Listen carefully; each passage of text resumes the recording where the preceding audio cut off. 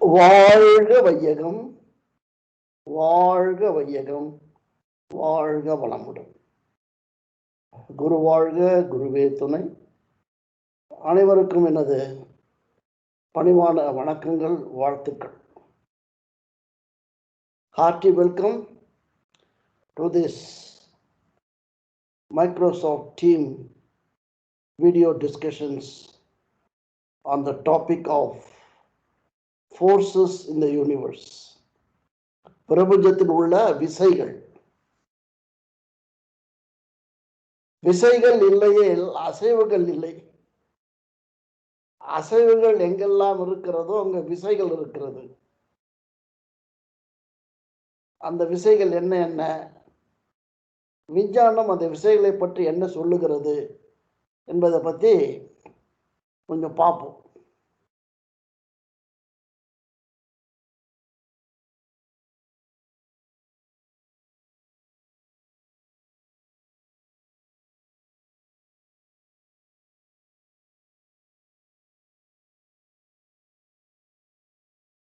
வாழ்க வையகம், வாழ்க வளமுடன்.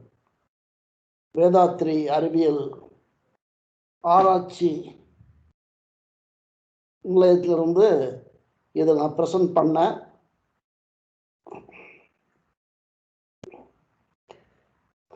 இந்த ப்ரெசன்டேஷன்ல உங்களுக்கு எங்க சந்தேகம் இருந்தாலும் தப்பு நிறுத்தி கேளுங்க.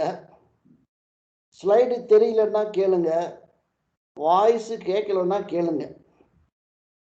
அவன் அன்றி ஓர் அணுவும் அசையாது. விஞ்ஞானி சொல்லிட்டு போயிட்டாருப்பா. விஞ்ஞானி என்ன சொல்றாரு, எங்கப்பா விசையின்றி ஒரு அணுவும் அசையாது, அப்படித்தான் இருக்கணும். ஓஹோ, அவன் என்பது இங்க விசையாக வருகிறதா?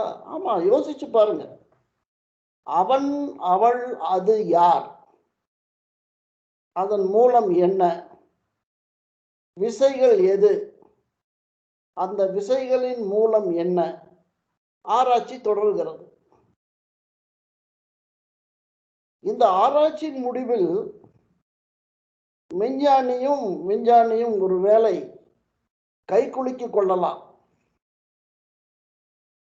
இந்த உரத்த சிந்தனை தான் இயற்கையின் விசைகளும் அவைகளின் மூலமும் பற்றிய கருத்தரங்கு. அவன் என்பது சிவனாகலாம், அசையும் அணு என்பது சக்தியாகலாம். விசைகளின் மூலம் சிவனாகலாம், அசையும் அணுக்கள் அதன் ஆற்றலாகலாம். சக்தி அல்லது ஆற்றல் என்பதை விஞ்ஞானிகளும் சரி விஞ்ஞானிகளும் சரி ஒப்புக்கொள்ளுகிறார்கள். அப்படிப்பட்ட அந்த ஆற்றலுக்கு மூலமான ஒன்றுதான் விசை. எங்கு ஆற்றல் இருக்கிறதோ அங்கு விசை இருக்கிறது, எங்கு விசை இருக்கிறதோ அங்கு ஆற்றல் இருக்கிறது.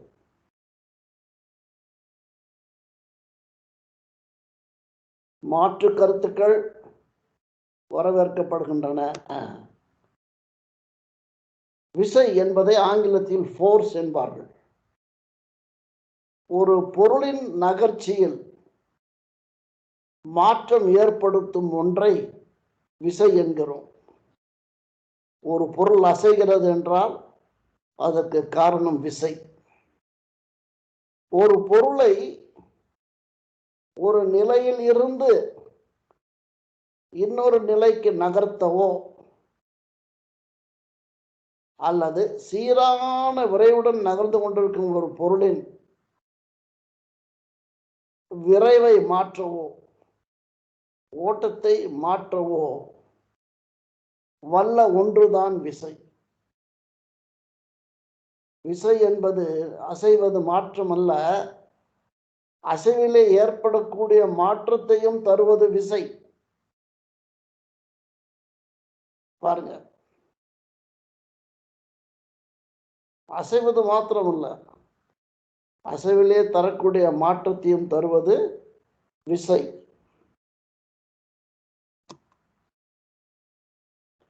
விஞ்ஞானிகள் விசைகளை 4 அடிப்படை விசைகளாக பிரித்திருக்கிறார்கள். 4 basic fundamental forces.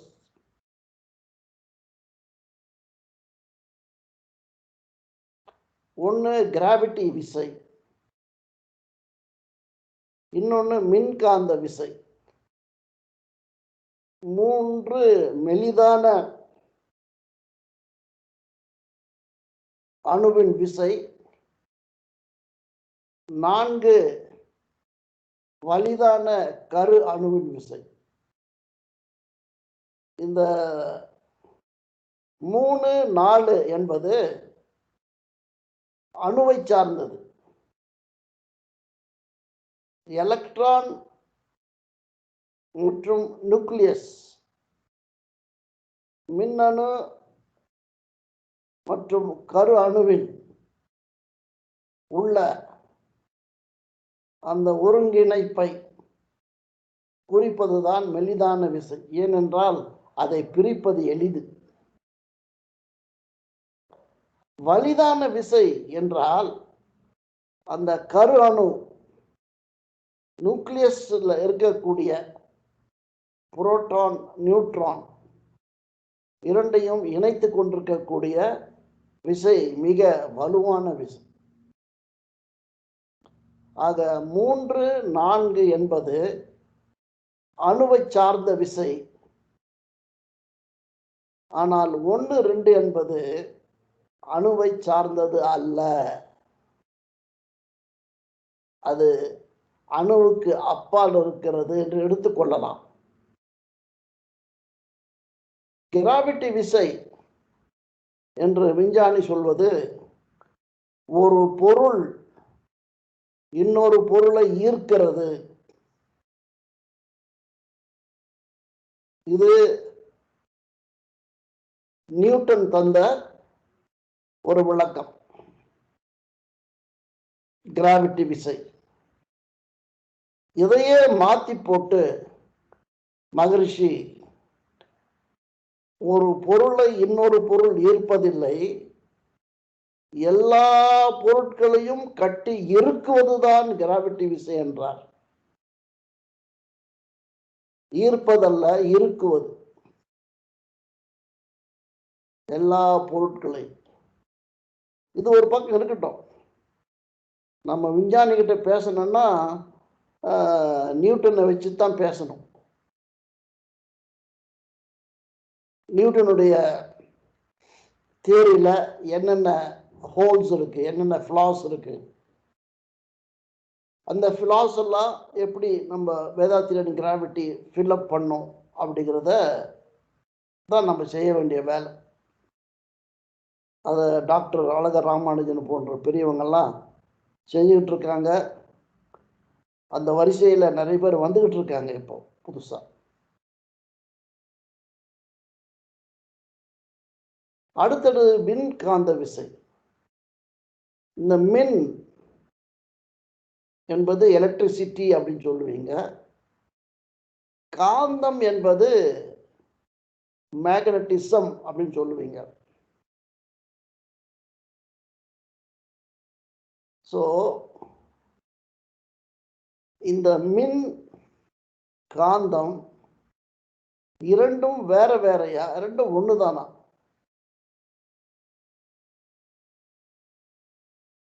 அதை பத்தி ஆராய்ந்தவங்க பொதுவா சொல்றாங்க, மின் சாரம் என்பது வேறு இல்லை, அதுவே காந்த களத்திற்கும் ஆதாரமாக இருக்கிறது. எங்கெல்லாம் காந்தம் இருக்கிறதோ அங்கு மின்சாரம் பாய்கிறது, எங்கெல்லாம் மின்சாரம் பாய்கிறதோ அங்கு காந்தம் இருக்கிறது. இது இரட்டை குழந்தைகள் போல, இரட்டை குழந்தைகள் சொல்லுவாங்க இல்லையா, அது போல மின்சாரம் இருக்கும் இடத்தில் காந்தம் இருக்கிறது, காந்தம் இருக்கும் இடத்தில் மின்சாரம் இருக்கிறது. இதை நம்ம புரிஞ்சுக்கணும். இன்னைக்கு 99.9% computer development, electricity development, energy development எல்லாமே இதை சார்ந்தது தான். இது இல்லைன்னா ஒன்றும் கிடையாது.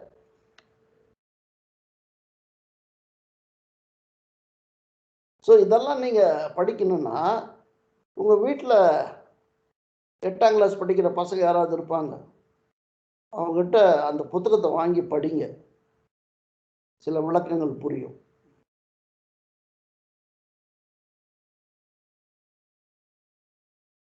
ஏதாவது கேள்விகள் இருந்தால் கேட்கலாம்.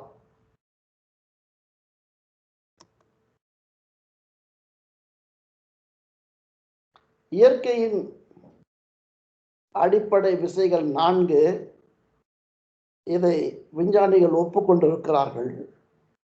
கிராவிட்டி விசை பொருட்களை சார்ந்தது, மின்காந்த விசை ஒளி அவற்றை சார்ந்தது, மெலிதான விசை மின் அணுக்களை சார்ந்தது, வலிதான விசை கருவணுக்களை சார்ந்தது. நாம் இந்த இடத்துல நிறைய விஞ்ஞான வார்த்தைகளை பயன்படுத்துகிறோம். அதனால உங்களுக்கும் விஞ்ஞான வார்த்தைகள் பரிச்சயமாகட்டும். நீங்கள் நாளைக்கு வேறைய ஒரு இடத்துல பேசும் பொழுது இந்த விஞ்ஞான வார்த்தைகளை பயன்படுத்துனீங்கன்னா உங்களுக்கு கொஞ்சம் விஞ்ஞானம் தெரியும் ஒப்புத்துக்காங்க. எப்படி நீங்க ஒவ்வொருத்தரும் ஸ்மார்ட் போன்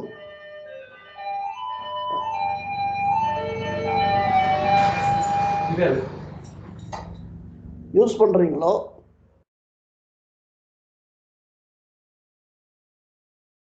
அப்பவே நீங்க மின்காந்த விசை யூஸ் பண்றீங்க. ஆக ஸ்மார்ட் போன் யூஸ் பண்றது மாடர்ன் சயின்டிபிக் கேட்ஜெட்.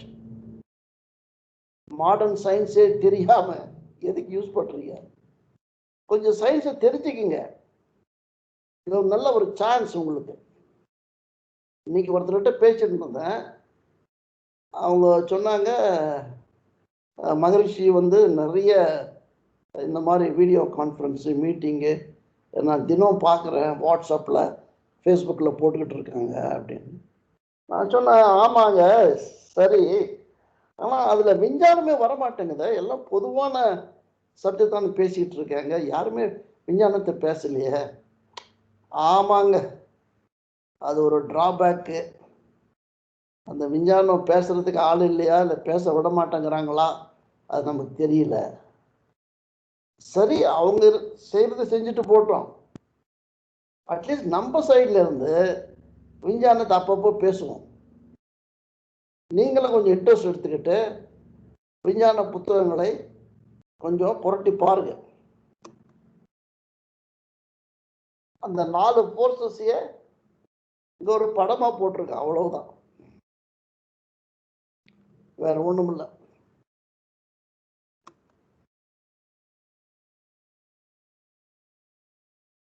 அதுதான் அவங்க என்ன சொல்றாங்க,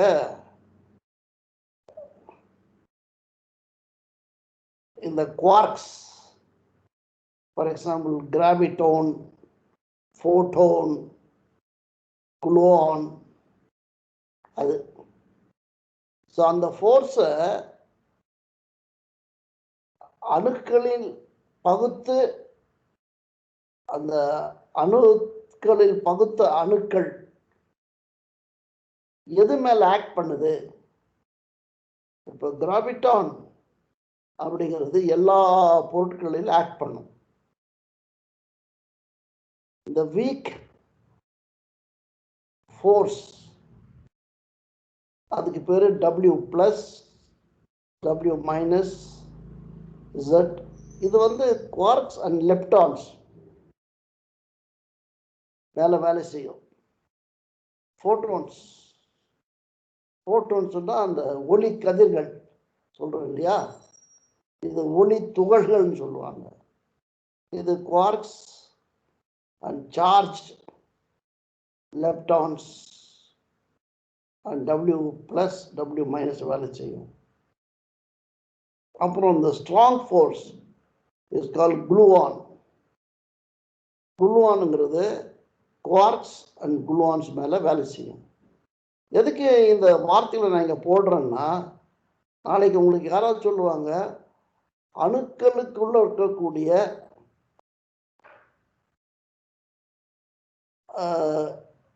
பிற அணு துகள்கள் அதுக்கு குவார்க்ஸ்ன்பாங்க. அந்த குவார்க்ஸோட பேரு தான் கிராவிட்டான், ஃபோட்டான், குளோன், லெப்டான் அப்படின்லாம் சொல்றாங்க. அது இது அட்லீஸ்ட் ஒரு வாட்டி உங்க காதில் விழுந்ததுன்னா நாளைக்கு நீங்க அதை புரிஞ்சுக்கலாம். ஓஹோ, அணுவில் கூட இருக்கக்கூடிய எலக்ட்ரான், நியூட்ரான்,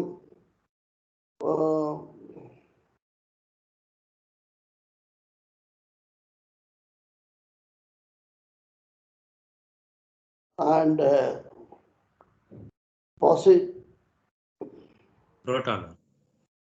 புரோட்டான். பாருங்க, அந்த வார்த்தை டக்குன்னு வரல. புரோட்டான், நான் பொசிட்ரான் போயிட்டு இருக்கேன்.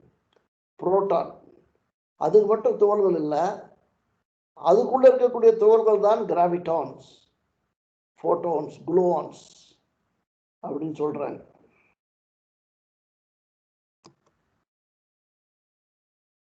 இந்த ஃபண்டமெண்டல் ஃபோர்ஸஸ் என்னன்னு பார்த்தோம்.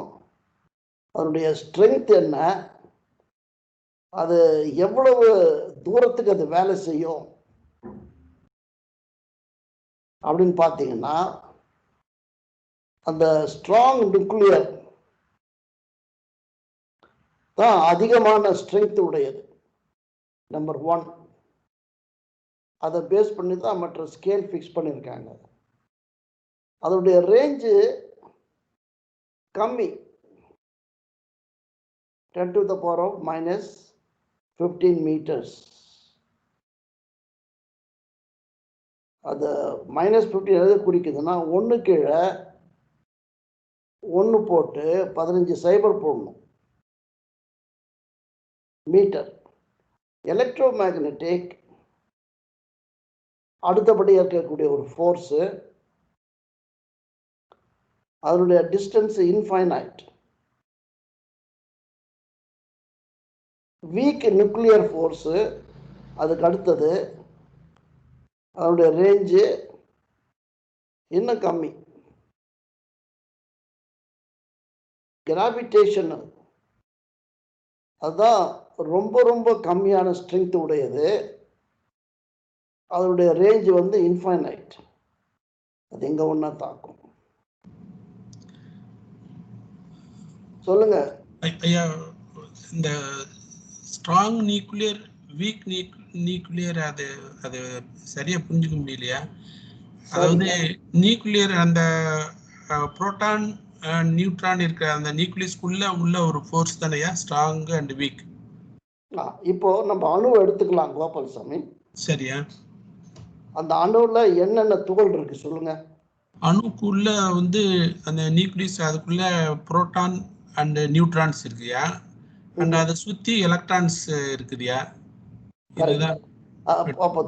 எலக்ட்ரான், நியூட்ரான், புரோட்டான் எல்லாம் சேர்ந்ததுதான் அணு. ஆமாம். ஆனா அதுல வந்து எலக்ட்ரான் மாத்திரம் எங்கேயோ தூரமா நின்றுக்கிட்டு டான்ஸ் ஆடிக்கிட்டு இருக்கு. ஆமாம். ஏன் அது அவ்வளவு தூரத்துல நிக்குது?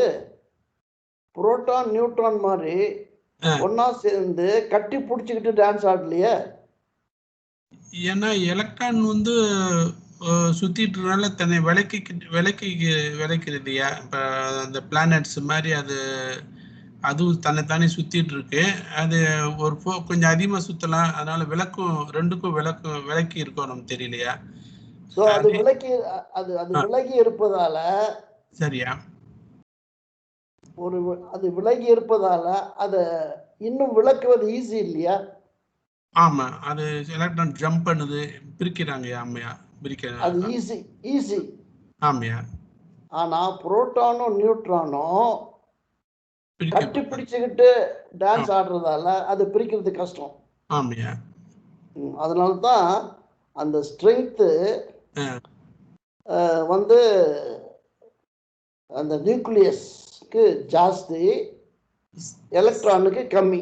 ஆமையா, அதுதான் போட்டிருக்கணும். அதான் அது ஸ்ட்ராங் நியூக்ளியர், அது புரியுதுயா. அப்புறம் வீக் நியூக்ளியர்ன்றது புரியலையா?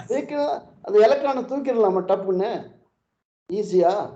அது எலக்ட்ரோ மேக்னெட்டிக்னு ஒண்ணு இருக்கு இல்லையா, அது என்னதுயா அப்படின்னா? இல்ல, எலக்ட்ரோ மேக்னெட்டிக் அப்புறம் போடலாம், ஃபர்ஸ்ட் இதை புரிஞ்சுக்கிங்க. சரி சரி. உங்களுக்கு டவுட் வந்து ஸ்ட்ராங் அண்ட் வீக், ஓகே. அதுதான் உங்க டவுட். இப்போ எனக்கு டவுட் வந்ததுயா, ஸ்ட்ராங் நியூக்ளியர் தெரிஞ்சுக்கிட்டயா, அதுக்குள்ள நியூக்ளியஸ்க்குள்ள உள்ள ஒரு பாண்டிங் ஃபோர்ஸ். ஆமா. இந்த எலக்ட்ரோ மேக்னெட்டிக் நான் என்ன நினைச்சேன், அந்த எலக்ட்ரான்ஸுக்கும் நியூக்ளியஸ் உள்ள ஒரு ஃபோர்ஸ் அப்படி நினைச்சுக்கிட்டயா, எலக்ட்ரோ மேக்னெட்டிக். ஆமா ஆமா. இப்போ வீக் எலக்ட்ரான் அப்படின்னா ஒண்ணு. ஆமையா. எலக்ட்ரான்ஸ் அப்படின்னா நிறைய. ஓ, எலக்ட்ரான் நிறைய. ஓகே, நிறைய. இப்போ எலக்ட்ரிசிட்டி ம், is a flow of electrons. ஆமையா. இல்லையா? அந்த எலக்ட்ரான்ங்க நிறைய இருக்கு.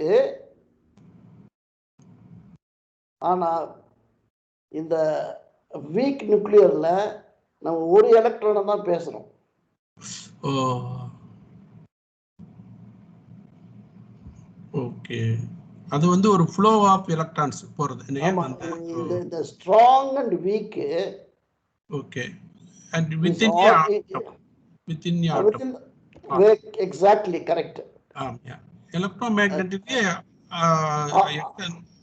flow of electrons outer. Okay. Outside the atom.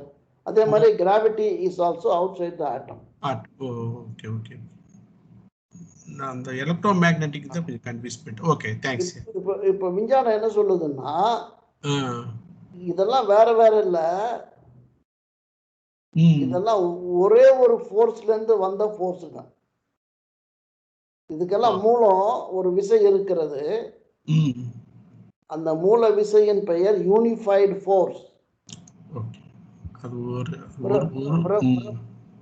பிரபஞ்ச ஒருங்கிணைப்பு ஆற்றல். அந்த பிரபஞ்ச ஒருங்கிணைப்பு ஆற்றல் மூலமா தான் இந்த நாள் வந்தது.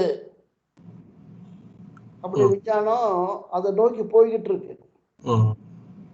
அந்த பிரபஞ்ச ஒருங்கிணைப்பு ஆற்றல் ஒன்றானால் அதுதான் வேதாத்திரியன் கிராவிட்டி என்று மகரிஷி சொல்லிக் கொண்டிருக்கிறார்.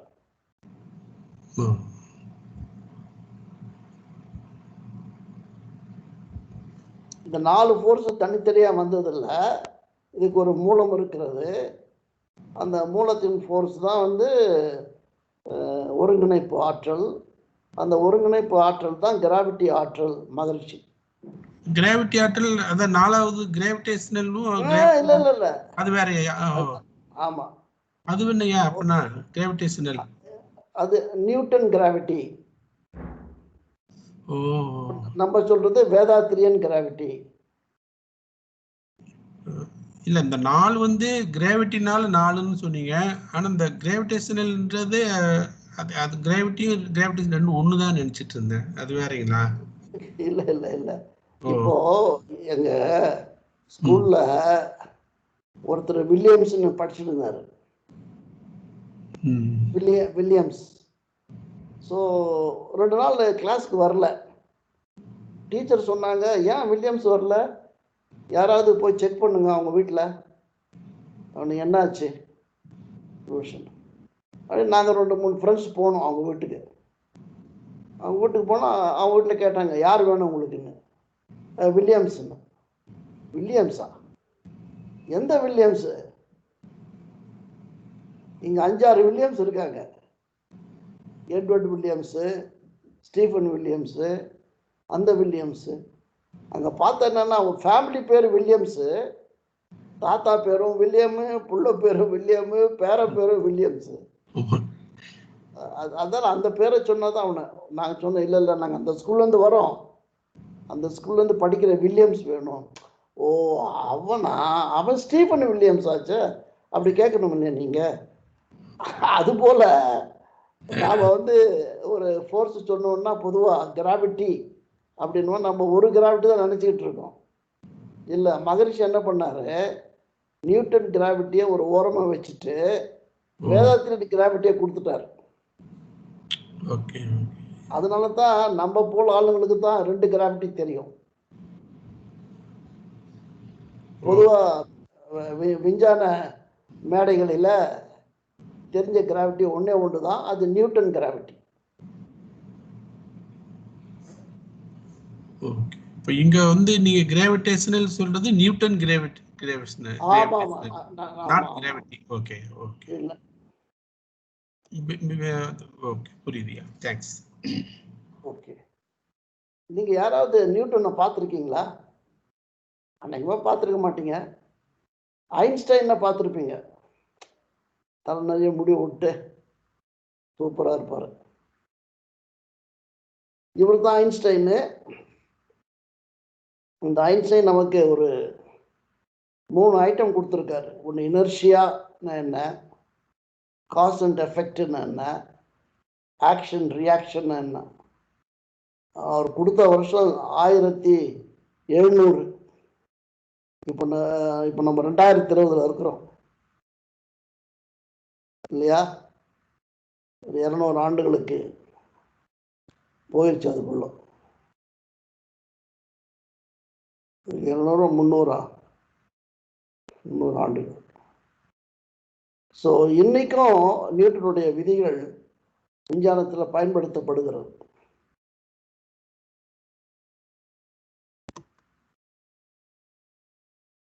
ஸோ நியூட்டன் 3 லா கொடுத்துருக்காரு. அது உங்க எல்லாருக்கும் தெரியும்னு நினைக்கிறேன், இல்லை தெரியாதுன்னு கூட நினைக்கிறேன்.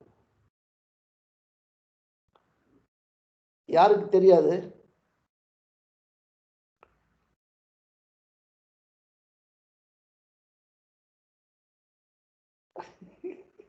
நான் கேள்வி கேட்டாலே பதில் சொல்ல மாட்டாங்க. நியூட்டன்ஸ் லா ஆஃப் மோஷன் யாருக்கெல்லாம் தெரியாது? எனக்கு தெரியாது சார். அப்பா பாருங்க, தெரியாதுன்னு சொல்றதுக்கு ஒரு தைரியம் வேணும். அம்மாவுக்கு தெரியாது, இப்போ மற்றவங்களுக்கு எல்லாருக்கும் தெரியும்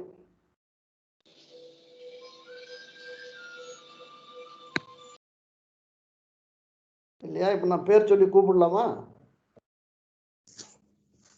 எனக்கும் தெரியாது ஐயா.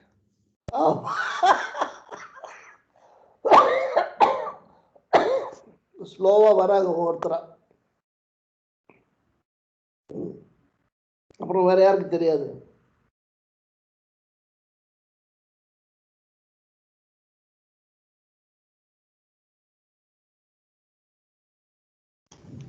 மறந்து போச்சு சார்.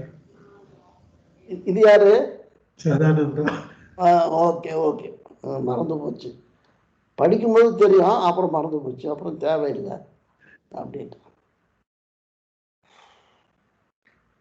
சரி, யாரு தெரியுன்றீங்களோ அவங்க தயவு செய்து இந்த நியூட்டனுடைய ஃபர்ஸ்ட் லாவை சொல்லுங்க.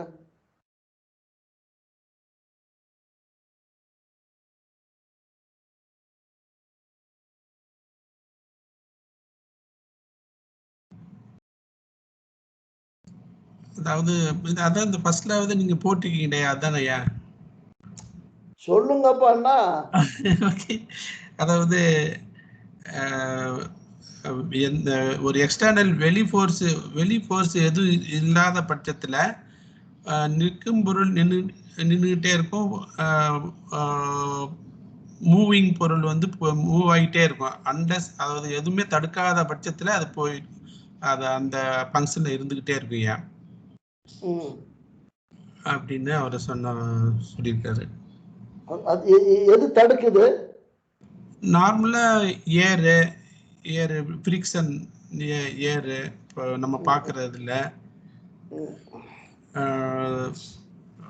சரி, வேற அண்டர்ஸ் எக்ஸ்டர்னல் ஃபோர்ஸ் ஏதோ வேற ஃபோர்ஸ் வந்து தடுக்கிறோம் அப்படின்னா எந்த ஃபோர்ஸும் தடுக்காத பட்சத்துல அது போயிட்டே இருக்குயா. அப்போ ஒரு எக்ஸ்டர்னல் ஃபோர்ஸ் அப்படிங்கிற ஒரு டைமென்ஷனா அவரு நமக்கு இன்ட்ரடியூஸ் பண்றார். எந்த ஒரு பொருளும் அதனுடைய இருப்பிலே மாற்றம் கண்டால் அல்லது அதனுடைய யூனிஃபார்ம் மோஷன்ல மாற்றம் கண்டால் அதற்கு வெளியிலிருந்து ஒரு ஃபோர்ஸு தான் வந்திருக்கணும், இல்லாம அது மாற்றம் காண முடியாது அப்படின்னா. ஒரு நல்ல உதாரணம் ஒன்றிய இப்ப சேட்டலைட் அனுப்புறாங்க இல்லையா மேல, ஆமா, அங்க வந்து ஏர் கிடையாது, ஃப்ரிக்ஷன் இல்லாதனால அது அதை வந்து ஜஸ்ட் ஃபோர்ஸ் தள்ளி விட்டா போதும், அது சுத்திக்கிட்டே இருக்கு. நம்ம எர்த்தை வந்து சுத்திக்கிட்டே இருக்கியா அந்த அதுல வந்து ஏன்னா எந்த ஒரு ஆப்போசிட் ஃபோர்ஸ் எதுவுமே இல்லாதனால அது வந்து சுத்திட்டே இருக்கு. கரெக்டாயா? சரி. மற்ற யாராவது முதல் ஃபர்ஸ்ட் லா ஆஃப் மோஷன் அதை பத்தி சொல்றீங்களா? கோபால்சாமி அவர் பங்குக்கு சொல்லிட்டார்.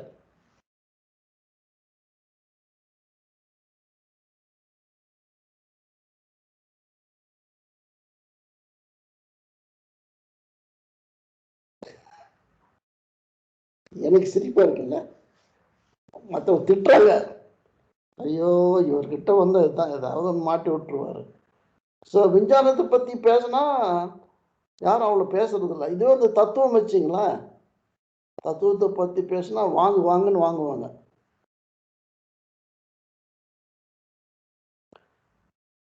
ஸோ எந்த ஒரு பொருள் நிலையாக இருந்தாலும் அசைந்து கொண்டிருந்தாலும் அந்த நிலையிலே மாற்றம் காண வேண்டும் என்றால் அதற்கு ஒரு எக்ஸ்டர்னல் ஃபோர்ஸ் தேவைப்படுது அப்படின்னு சொன்னார். இதை இப்படி வேற மாதிரி எழுதியிருக்காங்க. இந்த options of an unbalanced applied force, a body at rest remains at rest and a body in motion remains in motion with a constant velocity. If you release an apple in the falling shuttle, it hangs in the midair. Give it a nudge and it travels in a straight line. It obeys Newton's first law.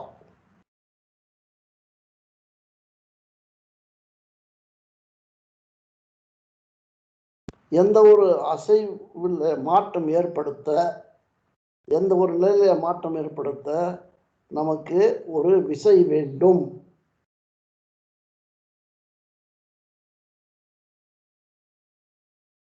Newton's second law, the cause and effect. எப்படி? The acceleration of an object is directly proportional to the net force acting on it and inversely proportional to the mass. அதாவது ஒரு பொருள் வேகம் கூடுகிறது என்றால் அதற்கு காரணம் நீங்கள் தருகின்ற ஒரு விசையும் அந்த பொருளின் கனமும் தான். The direction of the acceleration is in the direction of the applied force. Therefore, F is equal to m into a.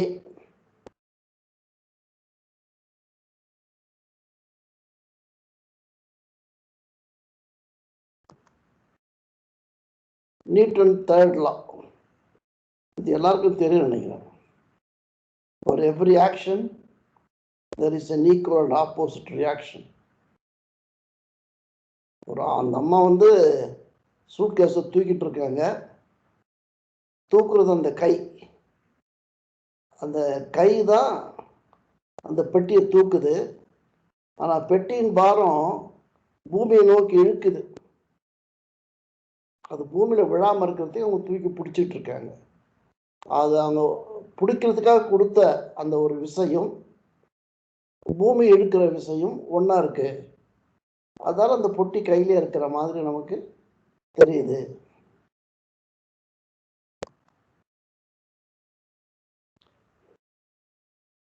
Law of universal gravitation. அதுல பேர் ஃபோர்ஸ்னு போட்டிருந்தீங்க, அது என்னதுங்க?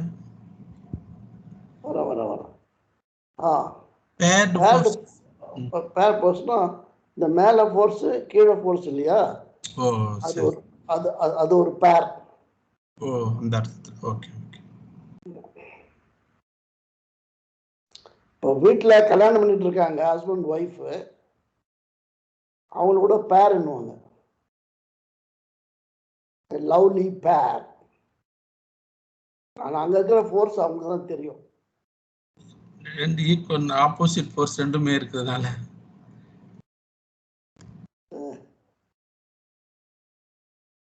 The gravitational force is between two masses, big M and small m, and that is proportional to the product of the masses and inversely proportional to the square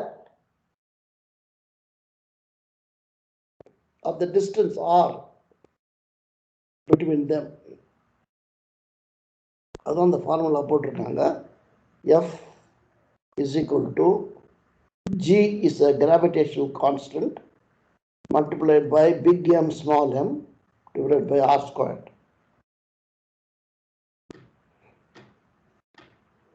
Everything is attracted to everything else. Pick a flower on earth and you are moving the distant star.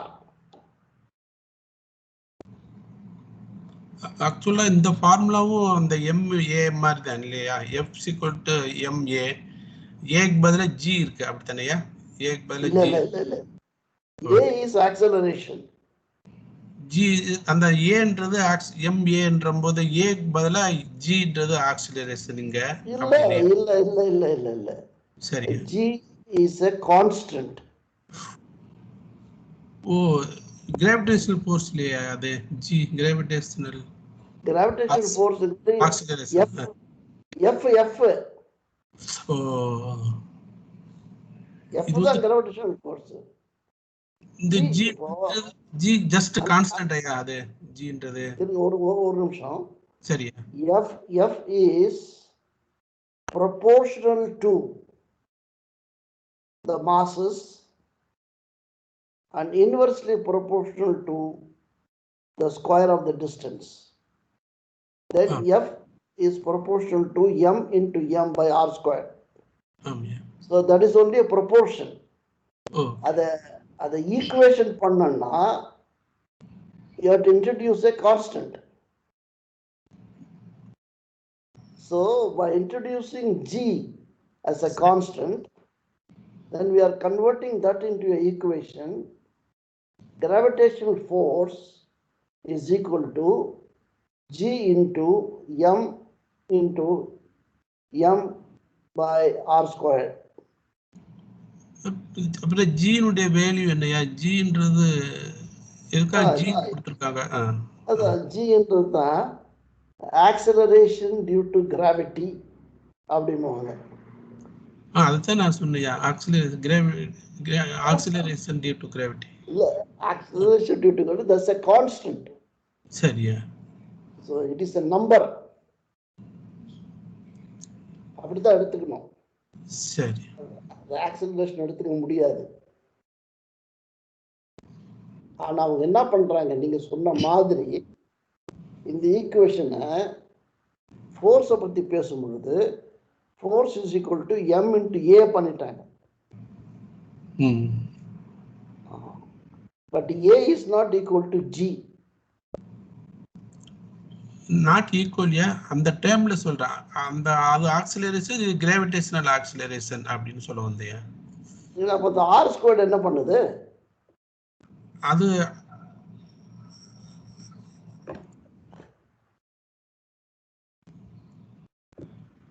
அதுதான் எனக்கு தெரியலையா. R square வந்து இப்ப இதுல இப்போ R acceleration சரி, distance divided by time, and the whole thing is divided by time again. T square, D by T square. Correct, D by T square. அங்க உங்களுக்கு டிஸ்டன்ஸ் டைம் தான் இருக்கு. ஆனா இங்க வெறும் டிஸ்டன்ஸ் தான் இருக்கு ஆர்ல. ஆமையா. ஆர்ல டைம் இல்லை. ஆமா. அப்போ அது எப்படி ஆக்சலரேஷன் ஆகும்? R/T அப்படின்னு தான் சொல்லலாம் ஆக்சலரேஷன் ஆகும்னு. R/T இல்லையா அது?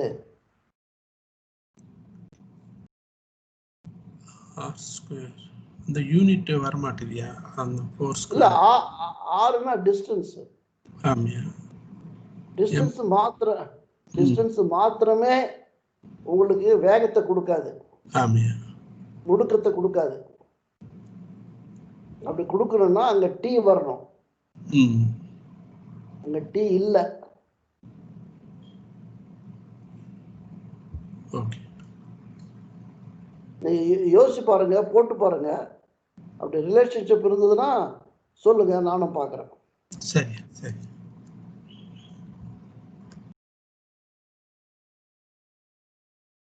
இப்போ இந்த கிராவிட்டி G அப்படிங்கிறது இன்னைக்கு நமக்கு இந்த பூமியில இருக்கு, ரைட்? ஆனால் இந்த கிராவிட்டி நம்ம உயரமா போக போக போக போக என்ன ஆகுது? கம்மியாகுது இல்லைங்களா?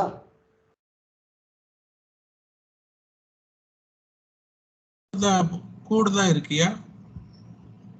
இல்ல, மூணுல இதே கிராவிட்டியா இருக்கு. இல்ல, நீங்க இந்த கிராஃப் வேல்யூ நீங்க போட்டுக்கீங்களா? 0 -10. ஆமா ஆமா. அது போக போக அப்படியே கூடிட்டே போகுது. 0.3 1 10. சரி, கிராவிட்டி மேல போனீங்கன்னா கூடிக்கிட்டே போகுது, கீழே வந்தீங்கன்னா குறைஞ்சிக்கிட்டே இருக்கு. அதை பார்க்கலையா?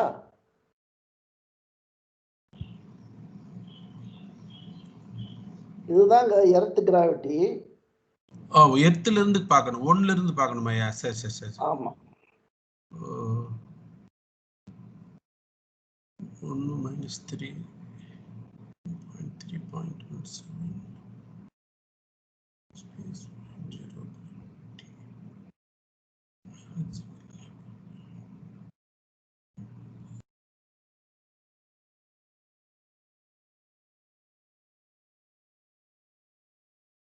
இதெல்லாம் வந்து கிராவிட்டியோட பல மடங்கு அதிகமா இருக்கும் கிராவிட்டிங்க.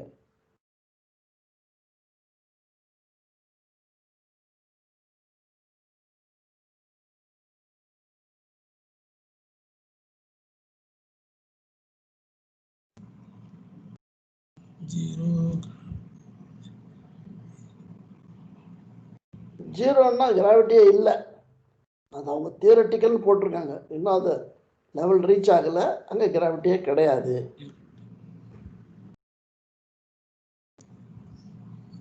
அதாவது கிராவிட்டி எர்த்ல 1, மார்ஸ்ல வந்து கம்மியாயிருந்தாயா? 0.3. ஆமா, 1/3. 1/3 மூணுல நீக்குது. ஸ்பேஸ் ஃப்ளைட்னா என்னதுயா? ஸ்பேஸ் ஃப்ளைட் அதான் நம்ம ராக்கெட் அனுப்புறோம் இல்லையா? ஆமாயா. அது 3ஐயும் தாண்டி போகும். ஓகே. ஓ 3ஐயும் தாண்டி தான் போகுதாயா அந்த சேட்டலைட்? ஆமா. இப்ப மார்ஸ்க்கு எப்படி போகும்? மார்ஸ் தாண்டி தான். ஓகே ஓகே, தாண்டி போறோம். -4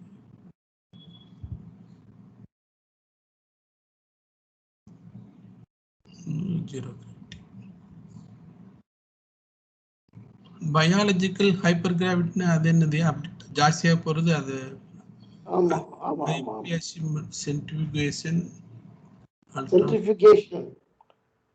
சென்ட்ரிஃபிகேஷனா சுத்துறது, பயங்கரமா சுத்தம், அப்படியே இழுத்துரும். சில ஃபேன் சுத்துது இல்லைங்களா? ஆமையா. ஃபார் எக்ஸாம்பிள், ஏர்கிராஃப்ட் லேண்ட் ஆயிடுச்சு. ஏர்கிராஃப்ட் லேண்ட் ஆன பிறகும் அந்த என்ஜின் ஓடிக்கிட்டு தான் இருக்கும். ஸோ மக்கள் இறங்குறாங்க இல்லையா? மக்கள் இறங்கும் போது அங்க 2-3 ஆளுங்க நின்றுட்டு இது கிட்ட வராதீங்க தூரமா போங்கன்னுவாங்க. அப்படி கிட்ட போயிட்டீங்கன்னா உங்களை அப்படியே இழுத்துரும் அந்த என்ஜின். அந்த மொமெண்டம் அதுல உள்ள இருக்கும். அவ்வளோ பயங்கர ஸ்பீடு அது. அதே மாதிரி தான் பிளாக் ஹோல். இது மனுஷனை இழுக்குது, அது நட்சத்திரத்தையே இழுக்குது.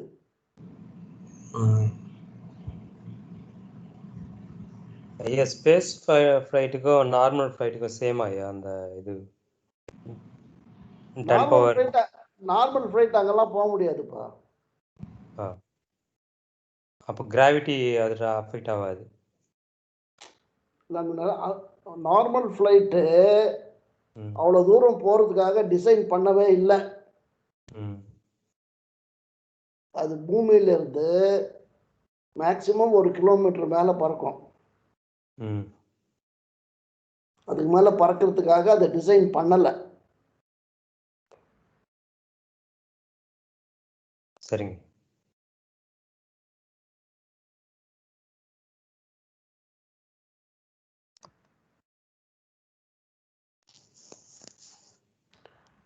பாருங்க, இந்த ஒரு படம் மேட்டர், நம்ம கை நமக்கு தெரியும், அதில் ஆட்டம் இருக்கு, அதுதான் தெரியுமே. ஆட்டம்ல வந்து நியூக்ளியஸ் இருக்கு, புரோட்டான் அண்ட் நியூட்ரான், ரைட். அப்புறம் அதில் எலக்ட்ரான் இருக்கு. அந்த புரோட்டான்னு அப்புறம் அதுக்குள்ள குவார்க்ஸ் வருது. அதை தான் இங்க கொஞ்சம் விளக்கமாக போட்டிருக்காங்க. All ordinary matter belong to this group. This particle existed just after the Big Bang. Now they are found only in cosmic rays and accelerators. இதெல்லாம் நார்மலா நம்ம உலகத்தில் பார்க்க முடியாது. லெப்டான்ஸ் வந்து எலக்ட்ரான்ஸு, எலக்ட்ரான் நியூட்ரினோ, குவார்க்ஸ் அப், குவார்க்ஸ் டவுன், குவார்க்ஸ் அப்படின்னு. இதெல்லாம் வந்து ரொம்ப ரொம்ப சின்னது மட்டும் இல்லாமல் அதனுடைய லைஃப் எல்லாம் கூட ரொம்ப ரொம்ப கம்மி. அப்புறம் இன்னொரு கான்செப்ட் வந்து anti matter. Every particle as an antimatter or counterpart.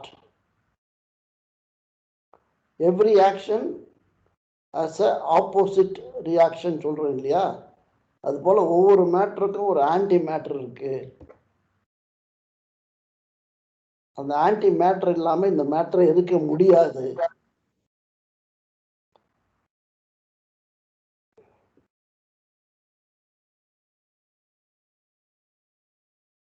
At a fundamental level, a force is not just something that happens to be particles. It is a thing which is passed between two particles. Force is not a particle. Force is something between two particles. String theory apply பண்ணலாமா எங்க? என்ன வேணா பண்ணுங்க.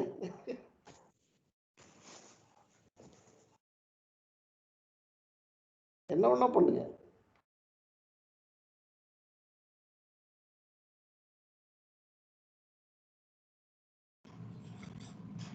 அதுவும் அந்த force வந்து இந்த energy wave ஃபார்ம்ல ஆக்ட் ஆகுது, அப்படித்தானே? 2 பார்ட்டிகல்ஸ்க்கு நடுவில் இல்லைங்க, இப்போ வேவா கன்வெர்ட் ஆயிருதாயா?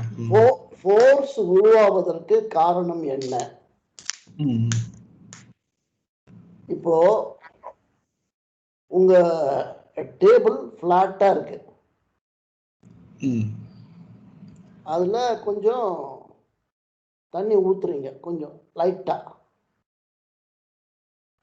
தண்ணி ஊத்துனா தண்ணி ஓடுமா நிக்குமா? ஃபிளாட்டா இருந்து நிக்குவியா? அப்ப அங்க ஓடுறது இல்ல. ஓடுறது இல்ல. ஓடுறது இல்லைன்னா அங்க ஃபோர்ஸ் இல்ல. ஃபோர்ஸ் இருந்துட்டே தான் இருக்கியா? இல்லையே.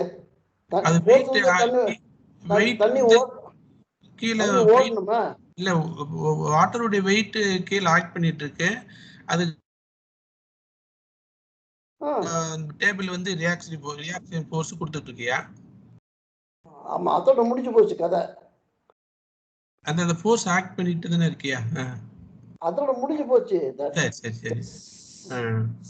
Sigma of forces at that point is 0. Okay. அங்க வரக்கூடிய ஃபோர்ஸுகளை நீங்கள் கூட்டி கழித்து பார்த்தீர்களானால் நெட் இது சரியா? Net force is 0. ஆமே. இல்லையா? ஆமா.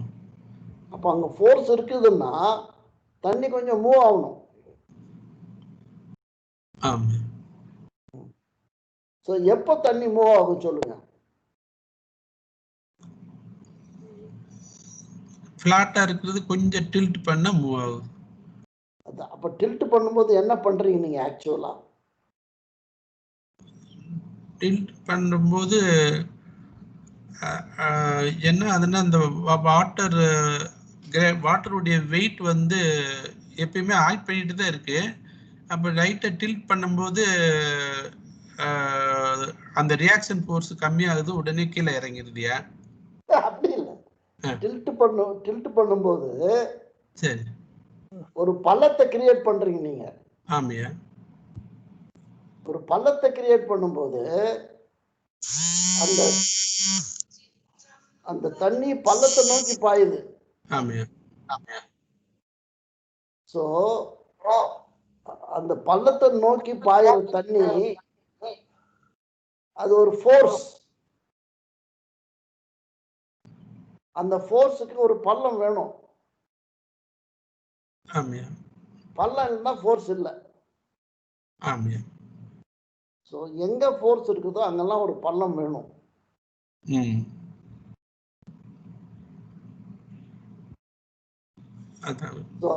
அந்த பள்ளம் தான் ரெண்டு பார்ட்டிகளை இழுத்து பிடிக்குது.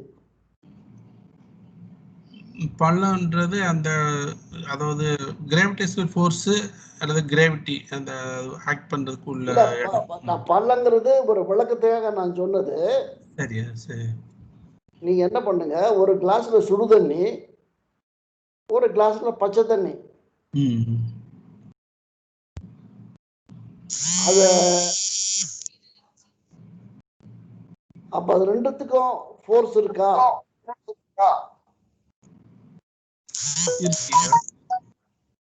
உங்களுக்கு எப்படி தெரியுது அந்த ஃபோர்ஸ்?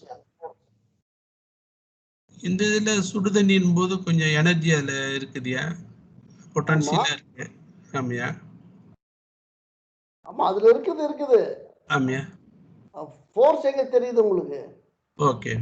தனித்தனியா இருக்க தெரியாதுயா? ஃபோர்ஸ் எப்ப தெரியும்னா சுடு தண்ணிய பச்சை தண்ணியில கலக்குங்க. கலக்கும்போது அப்ப அந்த சூடெல்லாம் பச்சை தண்ணிக்கு போகும். பச்சை தண்ணிய குளித்தி எல்லாம் சுடு தண்ணிக்கு போகும். ரெண்டு தண்ணியும் ஒரே டெம்பரேச்சர் அளவுக்கு வரும். வந்துச்சுன்னா அங்க ஃபோர்ஸ் இல்ல, முடிஞ்சு போச்சு. ஃபோர்ஸோட வேலை முடிஞ்சிருச்சு. ஒரு டெல்டா இருக்கணும்ன்றீங்க அப்படியே? கரெக்ட். ஃபோர்ஸோட வேலை என்னன்னா சமன்படுத்துதல். சமன் இல்லை என்றால் ஃபோர்ஸ் இருக்கும். சமன்படுத்திட்டீங்கன்னா ஃபோர்ஸ் இல்லை. டிஃபரன்ஸ் ஒன்னு இருந்தா தான் அது ஆக்ட் ஆகும். கரெக்ட்.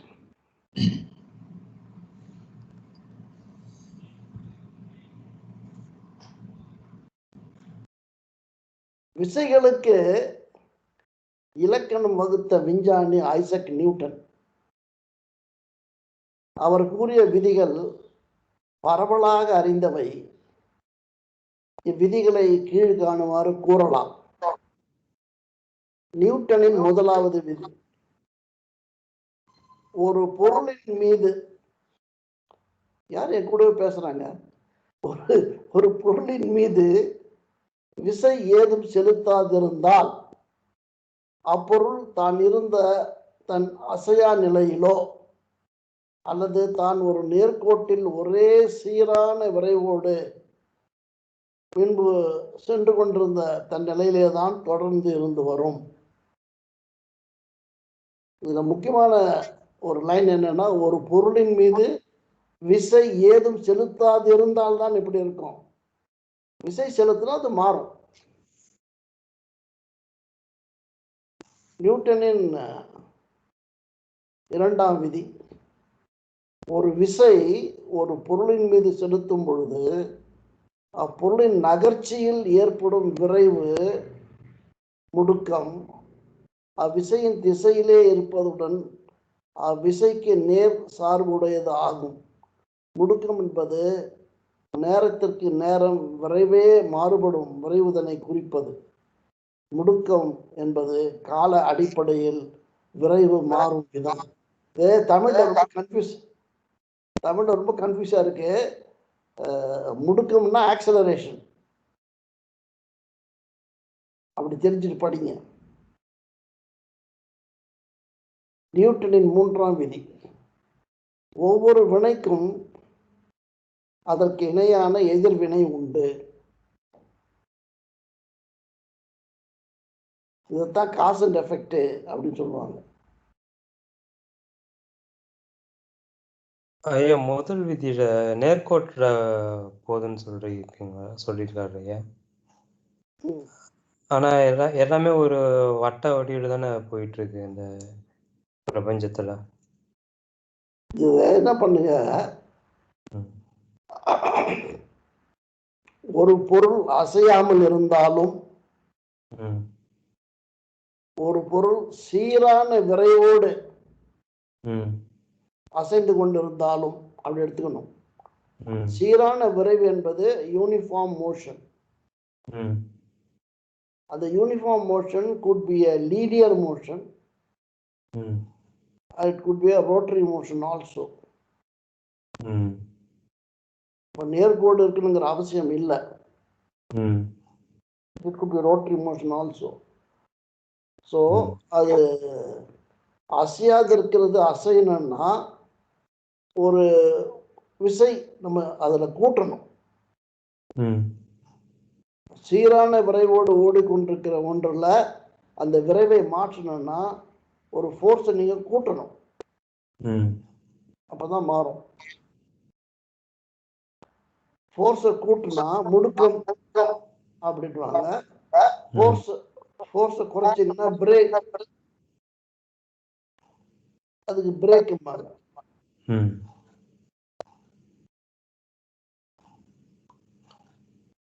நீங்க இங்கிலீஷ் புக் எடுத்து படிங்க. சரிங்க.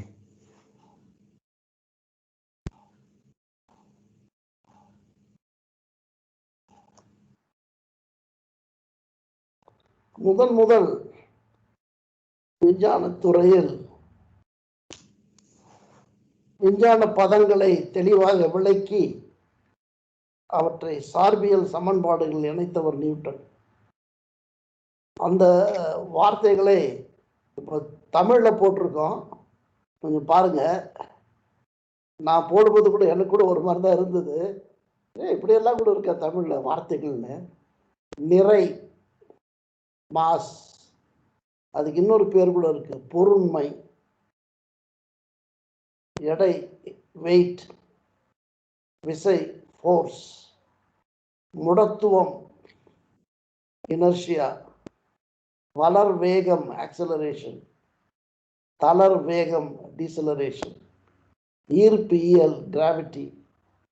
அசைப்பியல், டைனமிக்ஸ். ஒளிப்பட்டை, லைட் ஸ்பெக்ட்ரம்.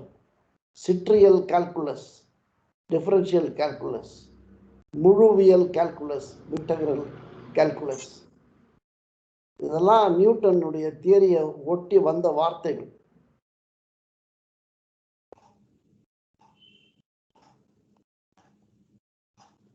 நியூட்டனே ஒரு புதிய கணக்கை கண்டுபிடிச்சிட்டாரு, கால்குலஸ் அது பேரு. இந்த கால்குலஸ் மட்டும் அப்படியே இருக்கே, அந்த வேர்டு மாத்தாம.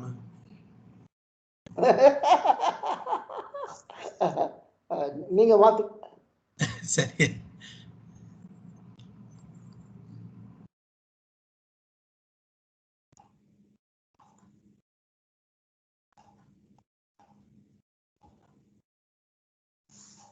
அந்த முதல் விதி, இரண்டாவது விதி அதையே வேற மாதிரி போட்டிருக்கோம். எது உங்களுக்கு புரியுதோ அதை எடுத்துங்க. முதல் விதி, ஓர் அண்டத்தை புறவிசை எதுவும் தள்ளாத போது அது நிற்கும் அல்லது நேர்கோட்டில் சீரான வேகத்தில் செல்லும். இந்த விதியே இப்பொழுது முடத்துவ கோட்பாடு என்று அழைக்கப்படுவது. எந்த ஒரு பண்டத்தையும் நகர்த்த ஒரு விசை தேவைப்படும் என்பது அரிஸ்டாட்டில் காலம் முதலே கூறப்பட்டது. இவ்விதி விசைக்கு தெளிவான விளக்கத்தை தருகிறது. இரண்டாம் விதி, ஒரு அண்டத்தின் நகர்ச்சி வேக மாறுபாடு அது நிறைக்கு எதிர் விகிதத்திலும் தள்ளும் விசைக்கு செல்லும் திசைக்கு நேர் விகிதத்திலும் உள்ளது. இவ்விதி வளர்வேக கோட்பாடு என்று குறிப்பிடப்படுகிறது. விசை இஸ் ஈக்குவல் டு நிறை இன்ட்டு வளர்வேகம், force is equal to mass into acceleration. அதாவது விதி ஓர் அண்டத்தின் நிறைக்கு ஏற்றபடி நேர் விகிதத்தில் வேக வளர்ச்சியை உண்டாக்குகிறது. மூன்றாம் விதி, ஒரு நேர் உந்துதலுக்கு எதிரே சமமான எதிர் உந்துதல் உண்டாகிறது.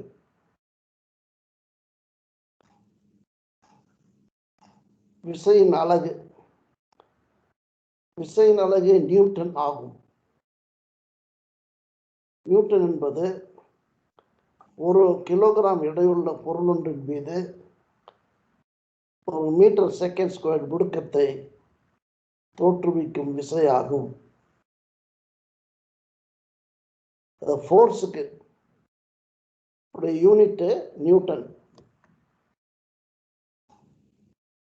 இயற்பியல் என்பது அறிவியலின் அடிப்படை இயல். இயற்பியல் உலகின் இயல்பை, இயற்கையை நோக்கிய அறிவை தேடி நிற்கின்றது.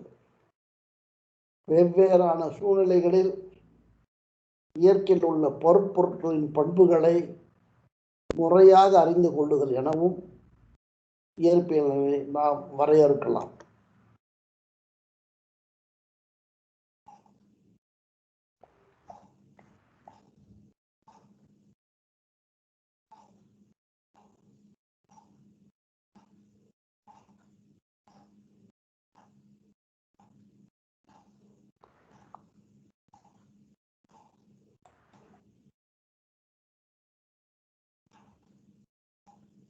கடவுளை பற்றி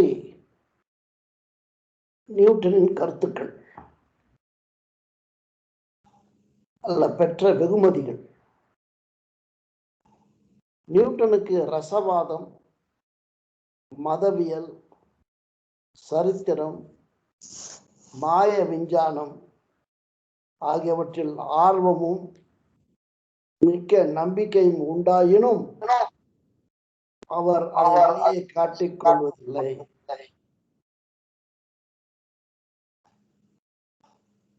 ஆகையால் அவர் இதை பற்றியெல்லாம்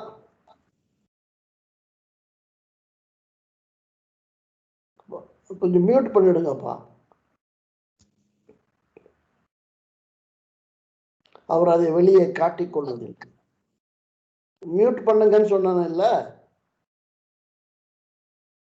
தனது ஆழ்ந்த கருத்துக்கள், சிந்தனைகள், கண்டுபிடிப்புகள், நம்பிக்கைகள் எதையும் மற்றவரிடம் பகிர்ந்து கொள்ள விருப்பமின்றி தனிமையின் இனிமையில் காலம் தள்ளுவதே நியூட்டனுக்கு பிடித்தமானது.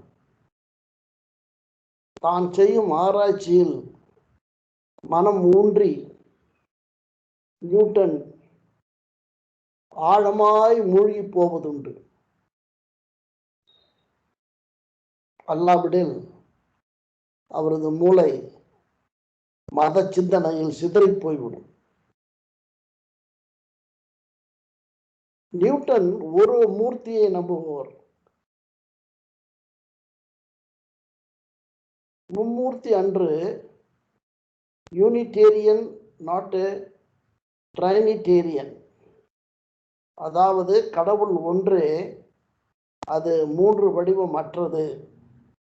இப்போ சொல்லுவாங்க இல்லையா கிறிஸ்டியன் இல்லை ட்ரினிட்டி அப்படிம்பாங்க. ட்ரினிட்டி என்ன? Father, son, holy spirit. நியூட்டனுக்கு கடவுள் நம்பிக்கை உண்டு, ஆனால் அவருக்கு இயேசு கிறிஸ்து மீதும் புனித ஆவி மீதும் நம்பிக்கை இல்லை. நியூட்டன் காலத்தில் அவரை போல மத நம்பிக்கை கொண்டவர் பிரிட்டனில் தண்டிக்கப்பட்டனர். 1696 மும்மூர்த்தி மீது நம்பிக்கையற்ற ஒருவர் தூக்கிலிடப்பட்டார்.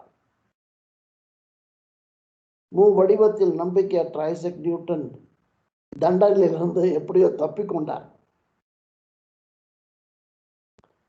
1689 1701 ஆண்டுகளில் பிரிட்டிஷ் பாராளுமன்றத்தில் நியூட்டன் பணி செய்தார்.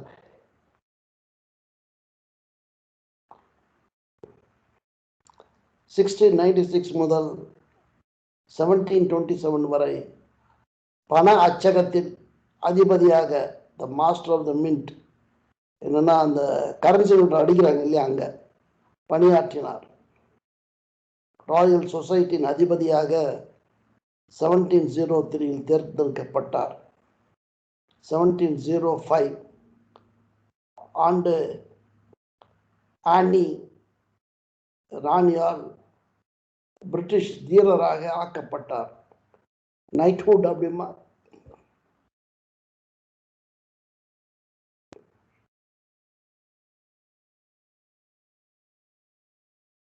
ஐன்ஸ்டைன் அறிவித்த அலகிலவியல் நிலை இலக்கம் 1917 ஆண்டில் பிரபஞ்சத்தை பற்றி ஐன்ஸ்டைன் ஆக்கிய ஒரு சமன்பாட்டில் அகிலவியல் நிலை இலக்கத்தை பயன்படுத்தி இருக்கிறார். அந்த காலத்தில் விரிந்து செல்லும் பிரபஞ்சத்தை பற்றி கருத்துக்கள் எழவில்லை. பிரபஞ்சம் நிலையானது, விரியாதது, சுருங்காதது என்ற கருத்து நிலவியது. அத்தகைய நிலையான ஒரு பிரபஞ்சத்தை ஊகித்து பூதாகாரமான கவர்ச்சி விசையை சமன் செய்ய ஒரு அலகிலவியல் நிலை இலக்கத்தை பயன்படுத்தினார். அதுதான் அந்த கிராவிடேஷனல் கான்ஸ்டன்ட்.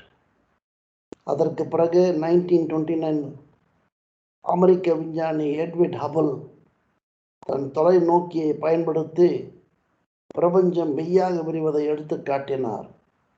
உடனே ஐன்ஸ்டைன் அதை ஒப்புக்கொண்டு தன் வாழ்க்கையில் செய்த மாபெரும் தவறு, the biggest blunder of my life என்று சொல்லி அகிலவியல் நிலை இலக்கத்தை சமன்பாட்டிலிருந்து நீக்கினார்.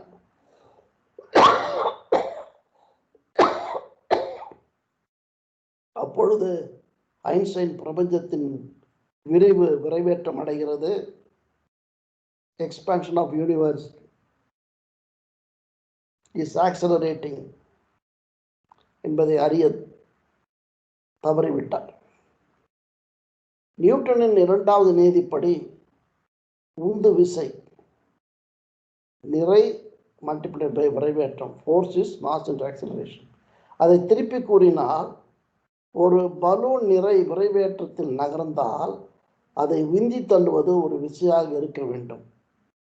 அதாவது கேலக்சி ஒளி மந்தைகளின் வேகத்தை வினாடிக்கு வினாடி மிகுதியாக செய்வது ஒருவித மர்ம விசை என்று கருதப்பட்டது. ஐன்ஸ்டீன் தவறென கருதி புறக்கணித்த அலகிலவியல் நிலை இலக்கமே பின்னால் அந்த மர்ம விசைக்கு சார்பாக எடுத்துக்கொள்ளப்பட்டது. அந்த நிலை இலக்கமே கேலக்சி ஒளி மந்தைகளை உந்தித்தள்ளும் கருமை சக்திக்கு விதையிட்டது என்பது உறுதியானது.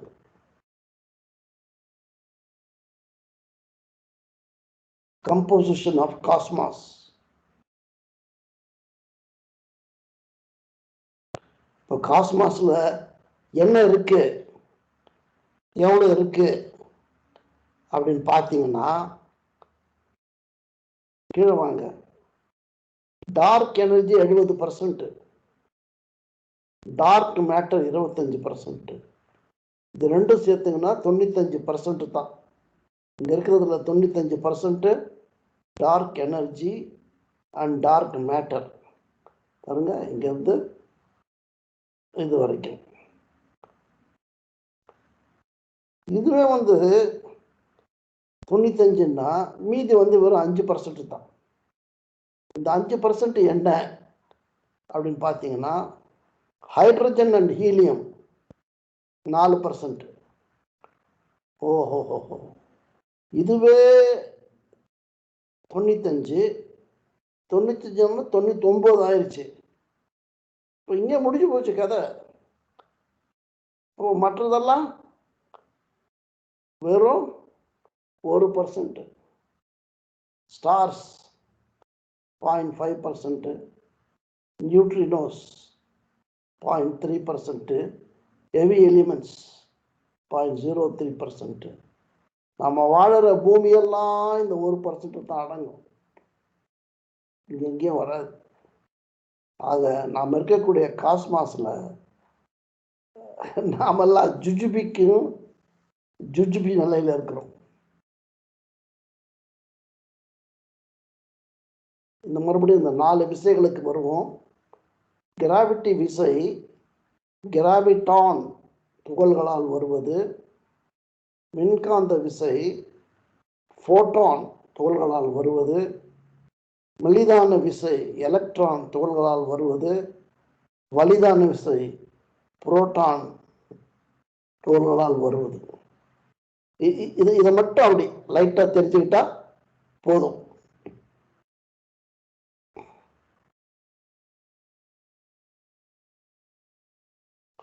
ஸோ நம்ம என்ன பண்றோம், இன்னைக்கு நம்ம வகுப்பை இதோட நிறைவு செய்து கொள்கிறோம். நாளைக்கு தொடர்ந்து பார்க்கலாம். சரிங்களா?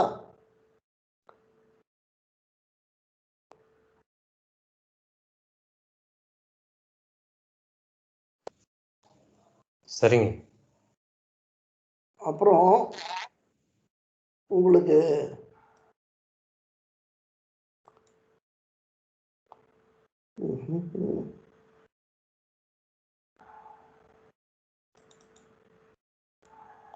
வாட்ஸ்அப்ல ஒரு எக்ஸல் ஷீட் அமைச்சிருக்கேன்.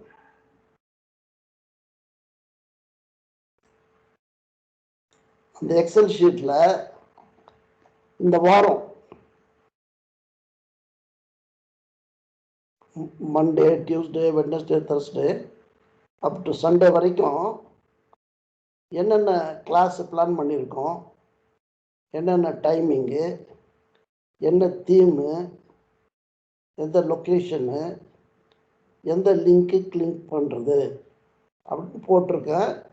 இதை நான் வாட்ஸ்அப்பில் அனுப்பிச்சிருக்கேன். ஸோ இதை நான் லிவல் மைண்ட் வெப்சைட்லேயும் போட்டிருக்கோம். இதை நீங்கள் பாருங்கள், யூஸ் பண்ணிக்கோங்க.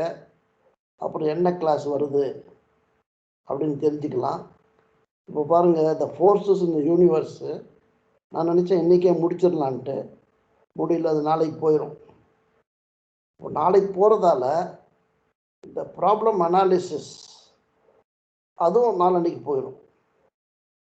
ரைட், அதுதான் இங்கே போட்டேன், சப்ஜெக்டிவ் சேஞ்சஸ். இதுதான் பிளான்னு, இருந்தாலும் சில சேஞ்சஸ் வரும் அப்படின்ட்டு.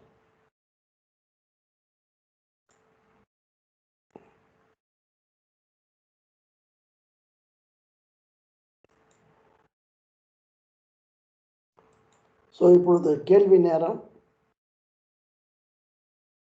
கேள்வி கேட்கலாம், கருத்துக்கள் சொல்லலாம்.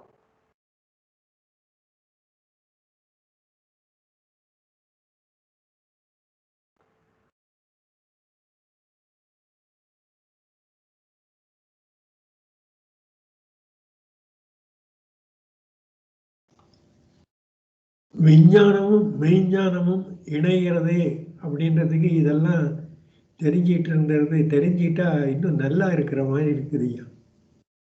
Very good, very good. ஏன்னா விஞ்ஞானங்கிறது எந்த மதத்தையும் சார்ந்தது இல்லை. ஆமா அதனால நம்ம எந்த சைடு எடுக்க வேண்டிய அவசியமே இல்லை. ஆமா எல்லாருக்கும் பொது. ஆமா. ஆனால் மாற்றங்களுக்கு உட்பட்டது அப்படின்னு வரும்போது விஞ்ஞானமும் மாற்றங்களுக்கு உட்பட்டது. கண்டிப்பா கண்டிப்பா. வாழ்க வளமுடன். வாழ்க வளமுடன். உங்களால சயின்ஸ் கத்துக்கணும் சார். ஆமாமா, அதுதான் நான் சொன்னேன். எப்போ நீங்க ஸ்மார்ட் போன் யூஸ் பண்ண ஆரம்பிச்சீங்களோ கண்டிப்பா நீங்க சயின்ஸ் கத்துக்கணும்.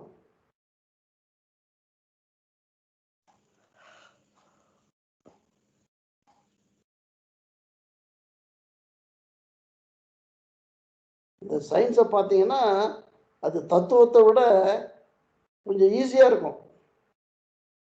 தத்துவம்லாம் கொஞ்சம் கஷ்டம் புரிஞ்சுக்கிறது, ஆனால் இது ஈஸியாக புரிஞ்சுக்கலாம்.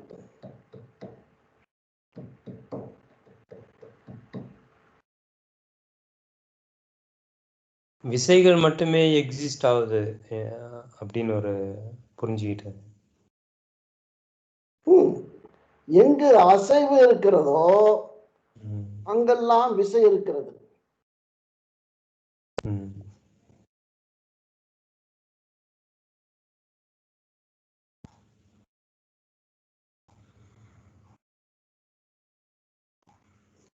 ஃபார் எக்ஸாம்பிள், உங்க உடம்புல கை காலு அசைதா? அசைதியா? அங்க விசை இருக்கிறது. உங்க உடம்புல ரத்தம் ஓடுதா? ஓடுது. அப்போ அங்க விசை இருக்கிறது. உங்க உடம்புல மூச்சு வாங்குதா? ஆமாயா. அப்போ அங்க விசை இருக்கிறது.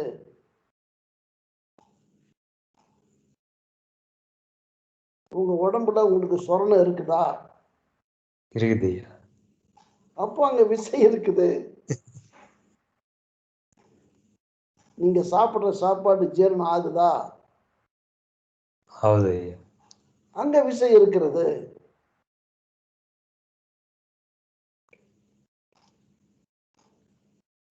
நான் வெளிப்புறமாவே யோசிச்சிருந்தேன், இப்பதான் நீங்க யோசிக்க வச்சிட்டீங்க. Very good very good. யோசிங்க.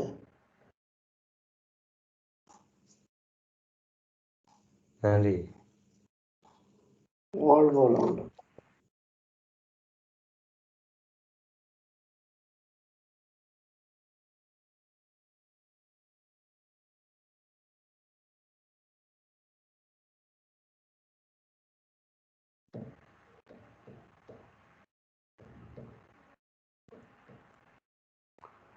வாங்க, கண்ணா பின்னான்னு கேள்வி கேளுங்க.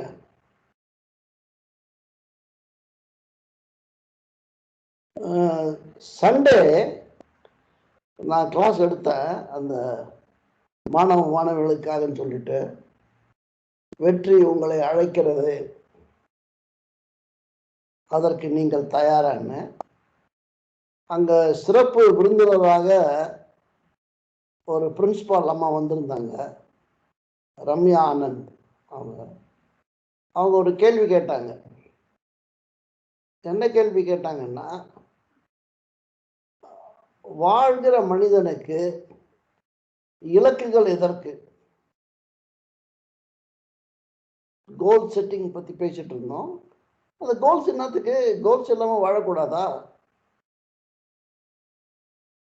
கோல்ஸ் இல்லாம இருந்தா மனசு நிம்மதியா இருக்கு, எதையும் நோக்கி ஓட வேண்டியதில்லை, அப்படியே ஜாலியா இருந்துட்டு போவோமே. வாழ்க்கையில ஒரு கோல் இருக்கணும்னா அது சந்தோஷம், மகிழ்ச்சி, இன்பம், அப்படித்தான் இருக்கணும் அப்படின்னாங்க. நான் சொன்னேன், குறிக்கோள் இல்லாத வாழ்க்கையே இல்லையே.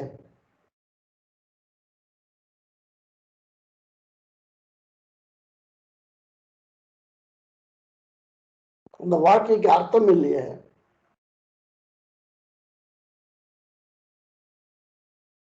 அந்த வாழ்க்கையில சாதனை இல்லையே.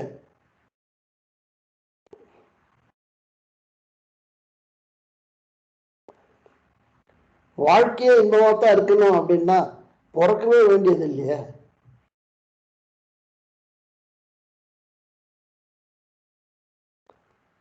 யோசிச்சு பாருங்க அப்படின்னு சொல்லி விட்டுட்டேன் நான். இன்னும் அதுக்கு மேல போகல.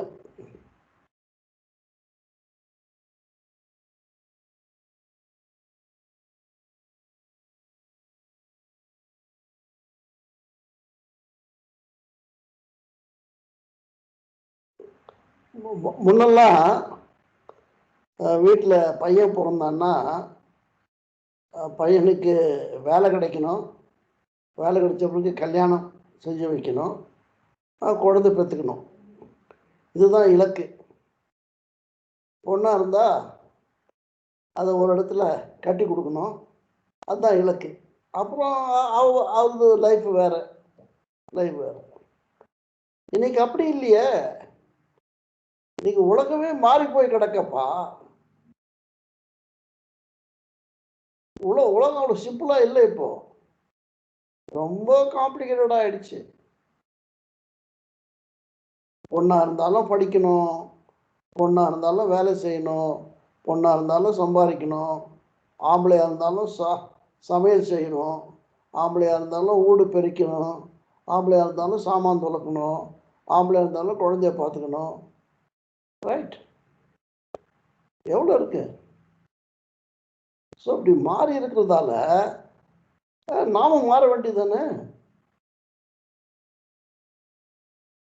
பழைய மாதிரி இருக்கணும்னா முடியுமா?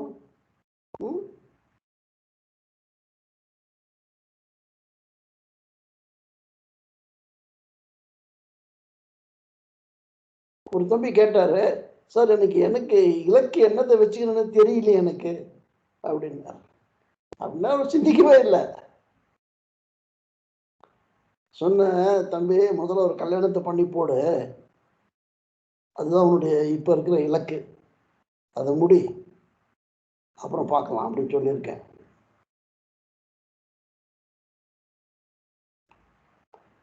கல்யாணம் பண்ணுறதெல்லாம் அவ்வளோ சுலபம் இல்லைப்பா. இன்னைக்கு எவ்வளோ கஷ்டம் இருக்குது, எவ்வளோ வேலை இருக்குது, எவ்வளோ இடத்துல தேட வேண்டியிருக்கு, எவ்வளோ அனாலிசிஸ் பண்ண வேண்டியிருக்கு, எவ்வளோ முடிவெடுக்க வேண்டியிருக்கு.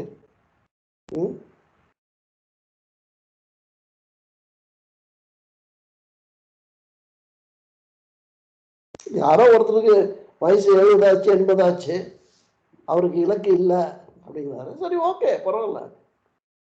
ஆனால் அவருக்கு ஒரு இலக்கு இருக்கும். அது இலக்கு என்னன்னா அவருடைய உடல் நலம், அவருடைய ஆரோக்கியம்,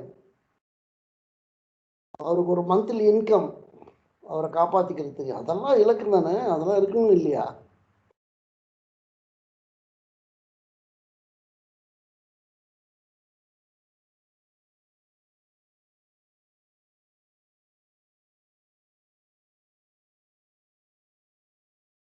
ஸோ நாம் இந்த விசைகள் என்பதை முடிச்சுட்டு அதுக்கு அடுத்த கிளாஸ் வந்து ப்ராப்ளம் அனாலிசிஸ் பற்றி பார்க்க போகிறோம்.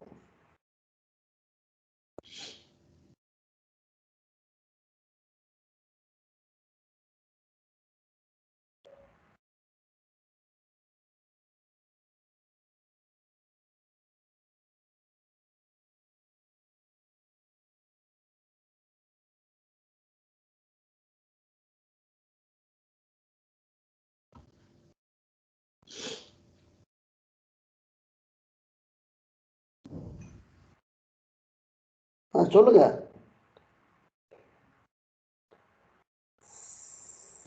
எனக்கு வயசாயிடுச்சு. எனக்கு வந்து என்ன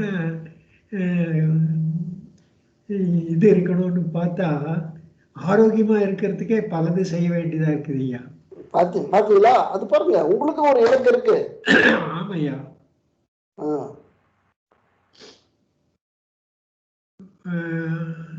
குழந்தைகள்ல யாராவது சரியா செட் ஆகலைன்னா அவங்களுக்கு சரி பண்ணணுன்ற இலக்கும் வந்துடுது. அப்படியா? அதனால வயதானாலையும் வந்து ஆரோக்கியம் இல்லைன்னா ரொம்ப மனசு உடைஞ்சு போகும். அது வந்து அந்த அம்மா இளைஞரா இருக்கிறதுனால ம் அவங்களுக்கு அது தெரியல. ம் வயசாகும்போது ஆரோக்கியமா இருக்கிறதே எத்தனை எத்தனை விதங்கள்ல சரி பண்ணிக்க வேண்டியதா இருக்கு. பாருங்க.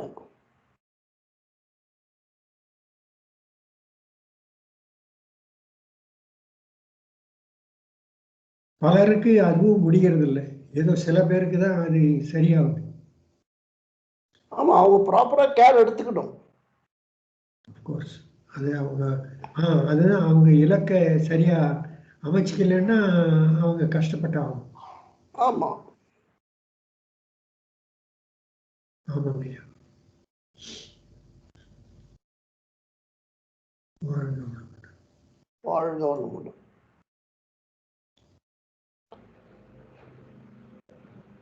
அருப்பேராற்றல் கருணையினால் நாம் அனைவரும் உடல் நலம், நீலாயுள், நிறை செல்வம், உயர் புகழ், மெஞ்ஞானம் பெற்று ஓங்கி வாழ்வோம் என்று வாழ்த்தி இந்த நிகழ்ச்சியை நிறைவு செய்கிறோம்.